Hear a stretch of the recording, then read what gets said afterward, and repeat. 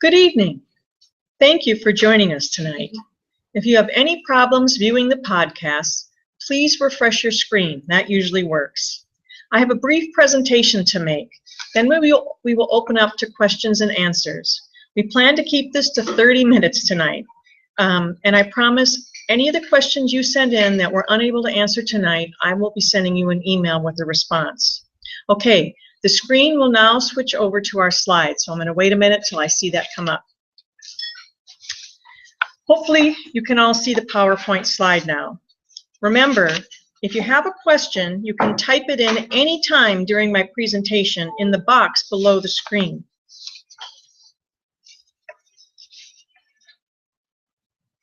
So, who is representing you at the negotiating table? Claudia Miles, the Guild's Executive Director, has been with the Guild for 14 years. Many of you remember her as our MC at prior ratification meetings. We're also joined by Mr. Lawrence Saxon, the Guild's labor lawyer. He has over 30 years of experience in labor law.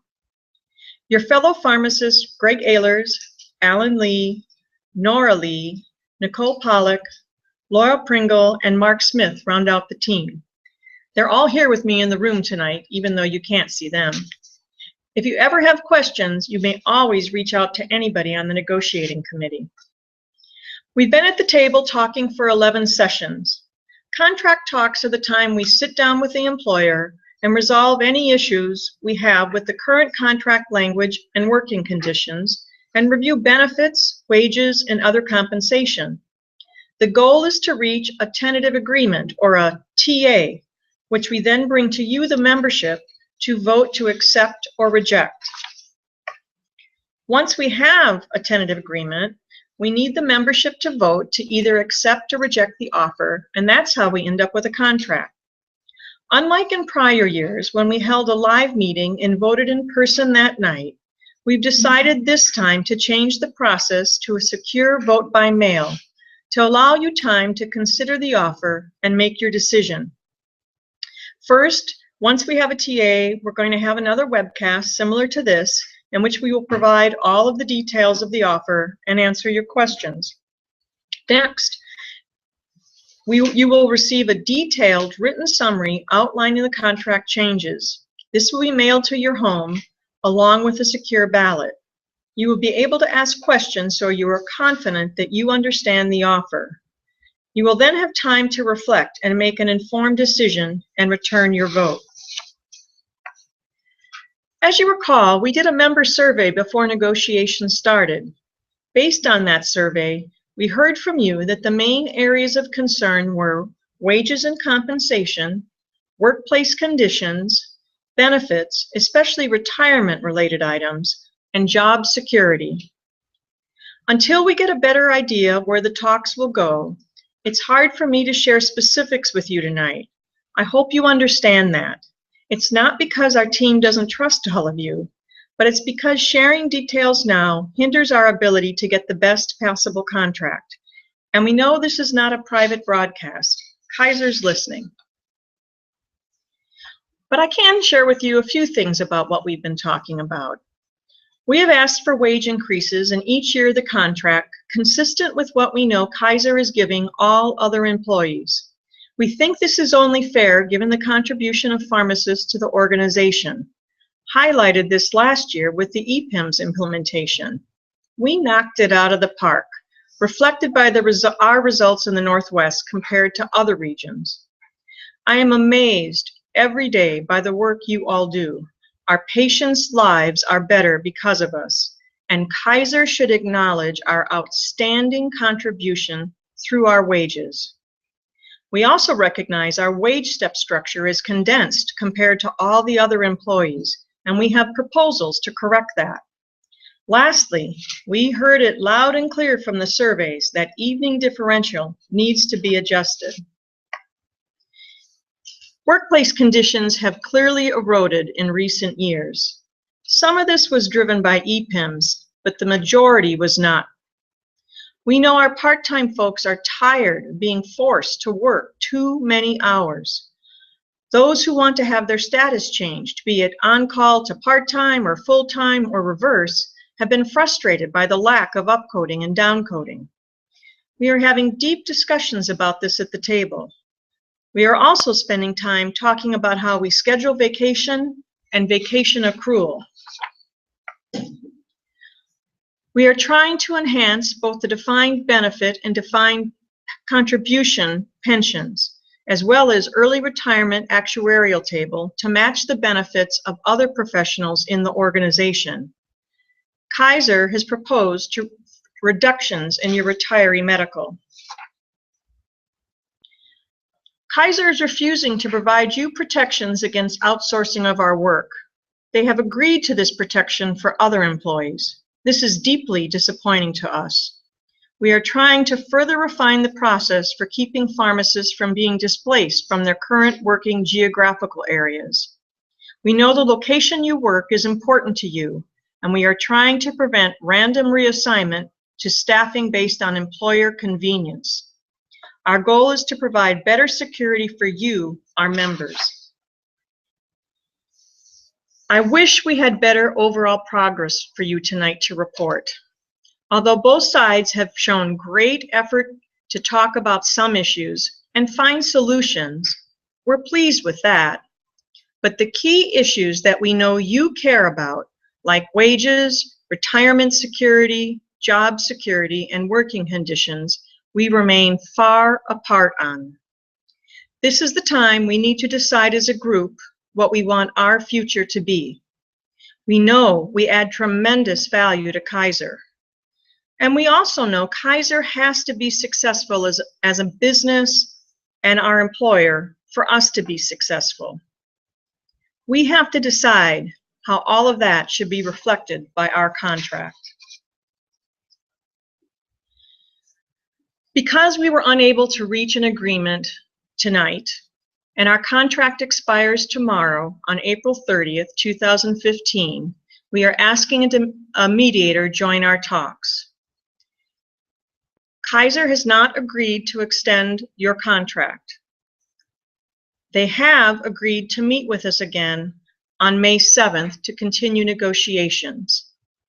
Your negotiating committee promises to exhaust all efforts to get you the contract you deserve.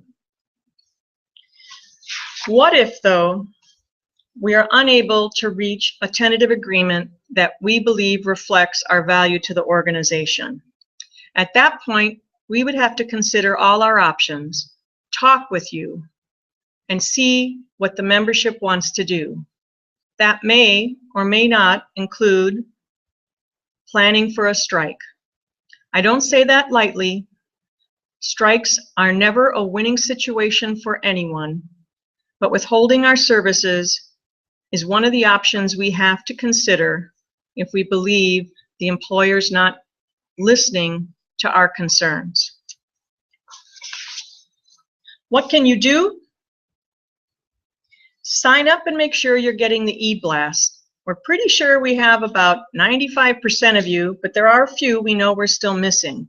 Call the Guild office at the number on your screen, talk to Tony and Angel, and they can get you set up.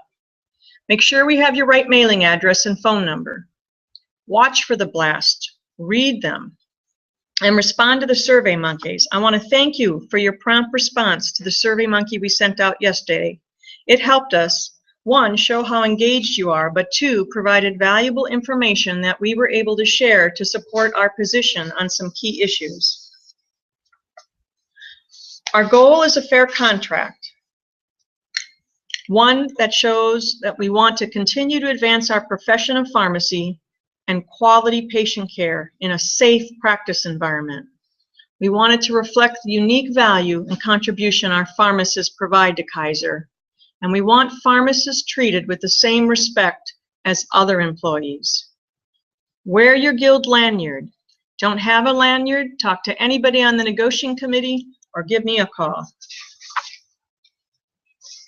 If you want to view this podcast again, or if any of your coworkers were unable to watch this live, this webcast will be available on the Guild website either late tomorrow or no later than Friday.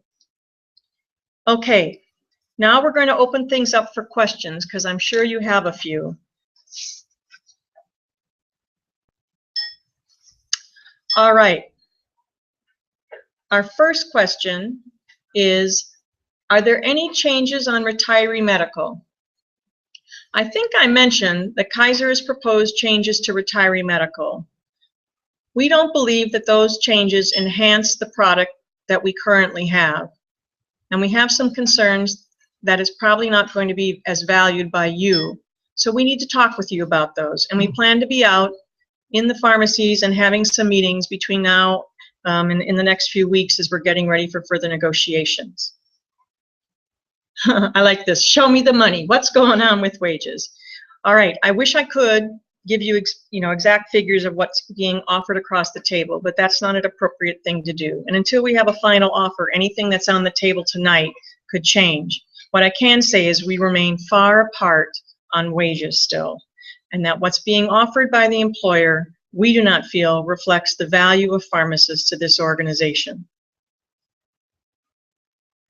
Any clarification on part-time hours? As I said, we've been having a lot of good talks about part-time hours, and I truly believe, especially our pharmacy department managers who are at the table, understand your concerns. We have not, however, been successful in coming to a resolution to that issue, and I know that that will be an area that we will continue talking about when we're back at the table. What is the meaning and effect on me of the contract expiring tomorrow? Well, first, don't panic. There's no reason to panic. Even though the contract expires, so to speak, all the things that are in the contract remain intact and in place. So your pay won't change, your scheduling won't change, all your protections don't change. The employer can't say, oh, all of a sudden we're going to do stuff different, nor would they choose to do that. So really everything kind of stays in status quo. The only implication of the contract expiring is when we sit down at the table and continue to negotiate, whether our next wage raise would take effect on May 1st is something we'll be negotiating versus it being a given, which would normally kind of have happened. I'm pleased that we're going to be at the table again in May. I know both sides are committing to working through and achieving a contract. I'm hopeful that's where we're going to be. It just really depends on if Kaiser is able to truly understand and think about how it values pharmacists and offer us a contract that we can bring back to you that you will want to ratify. Okay. I'm waiting to see if some other questions pop in. Perhaps we have a delay from what you guys are watching.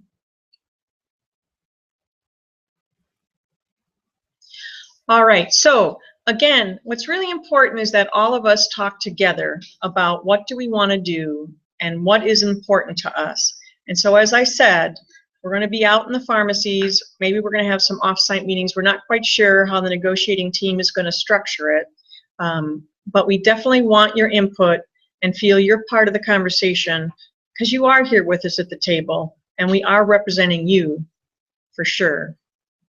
All right. Well, at that, I think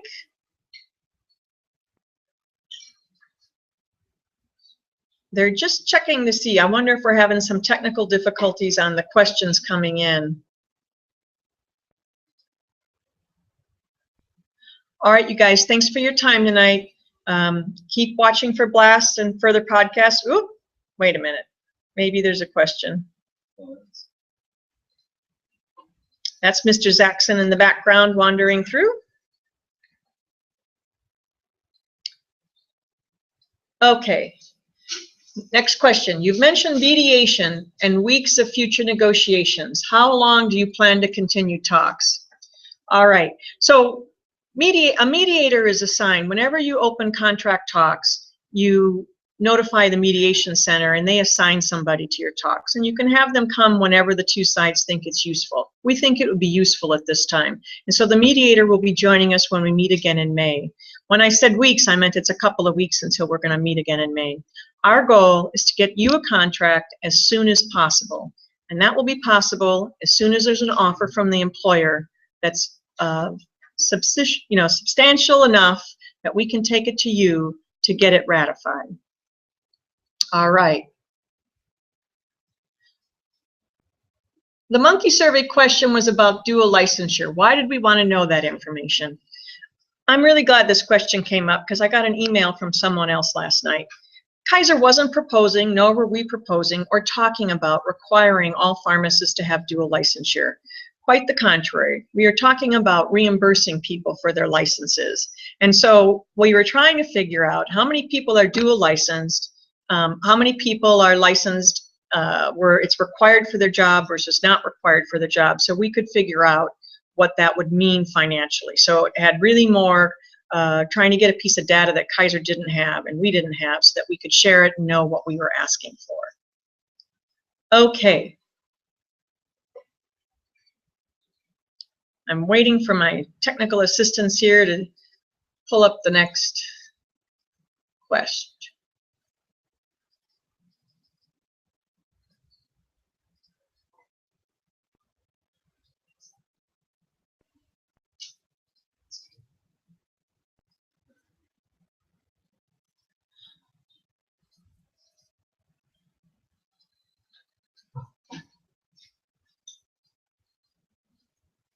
Okay, I think what we'll do, instead of keeping people, is say thank you. I'm glad that you were able to join us tonight.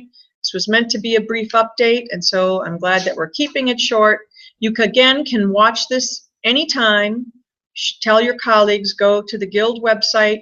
At the bottom of the screen, scroll down on the left, there's a Guild videos. You just will hit the link there, and it'll take you to this webcast. All right, have a great night, you guys. Look forward to speaking with you soon. Bye.